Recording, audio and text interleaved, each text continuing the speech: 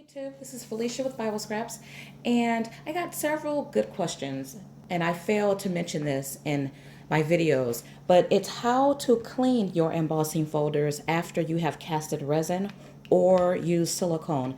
Now, let me just say, to minimize any cleanup, you want to make sure that you allow the resin or silicone to fully cure.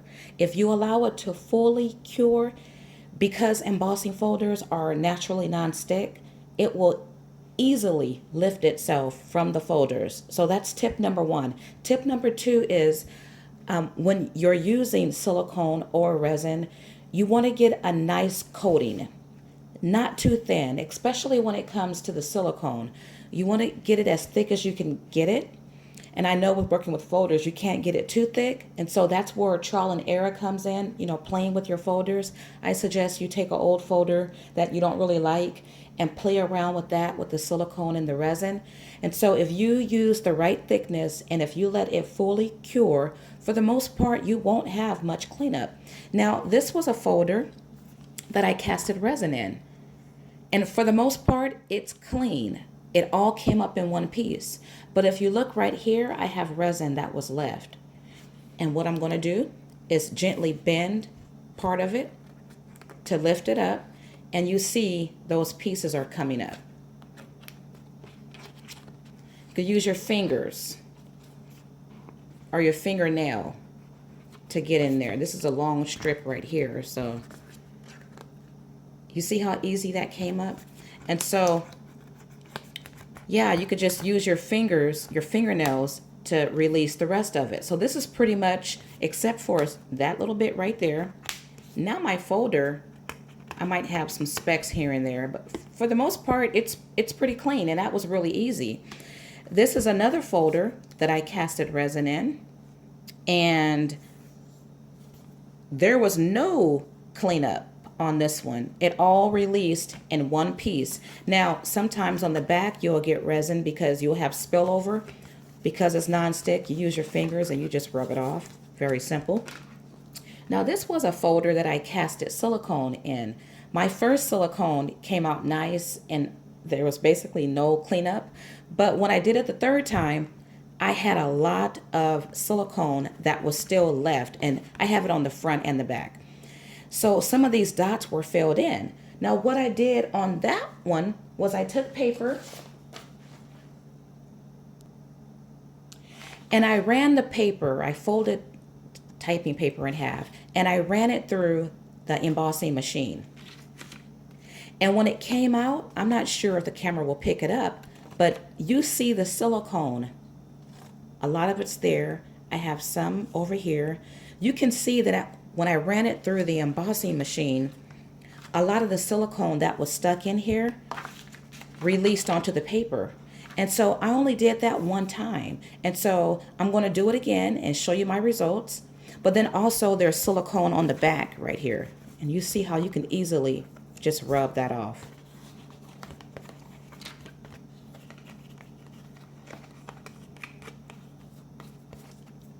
Easy. So what I'm going to do right now is send it through the embossing machine again to see if it'll lift up these pieces. All right, let's see how that fared. Okay, so no, these pieces didn't come up. They remain, but the first time I sent it through, a lot of the pieces came up. So what you do then, you could spray water and let the water release it, or you could take your piercing tool and treat it as if you have a die cut. You know those small pieces you have to get out of your die cut, and you see how that's just popping out? Or let's try this and see if this works.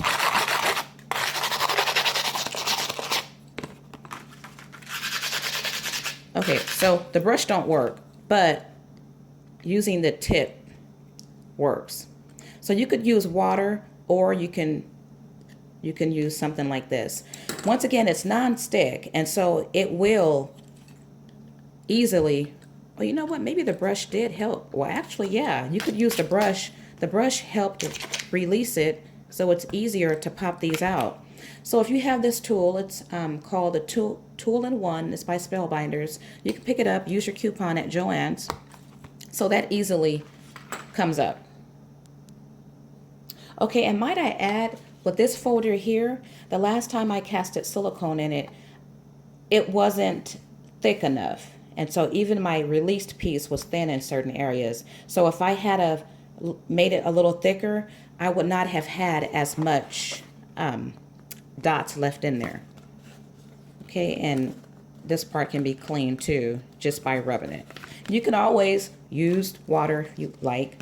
Now, I casted resin in this one, and you see these little bitty pieces in there. Well, this was a folder that I did not let my resin cure long enough. I got impatient and lifted up beforehand. And so I'm left with all these pieces. I have not tried to clean this yet. So let's see if using the tool-in-one will help.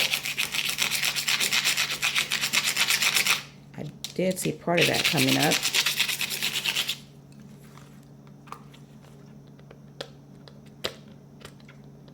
Okay, it looks like this one, I don't know how well the tool-in-one will work. Let me send this through the embossing machine. Alrighty, let's see how this works. I sent it through twice. And okay, so it looks like I'm gonna have to use my piercing tool to go in and pop these out. You want to let it fully cure. If you let it fully cure, more than likely you won't have this problem. It's still embossed though. It just becomes one of those difficult die cuts, like if you die cut a doily using a thin wafer die, this is what we had to do in order to get all those pieces out. But once again, if I let this cure, I would not have had this problem, but it does not affect the usage of the folder. Okay, you guys, so if you want to minimize cleanup or not have any cleanup at all, let your resin or silicone fully cure. Use a nice thick layer, as thick as you can. And if you have any residue left in your folders, try sending it through your embossing folder. Your die cutting machine. Now you're going to have to play because some folders may work better than others. And so you'll get the feel of it the more you play with it and go through trial and error. And just know if you do get some that's stuck in your folder, it still should work just fine. What I'm going to do, I'm going to spray some WD-40 on this and let it sit. And in the description box, I'll let you guys know if that worked. But this right here really doesn't bother me, but it may bother some of you guys. So let it cure, you guys. Thank you for watching and have a blessed day.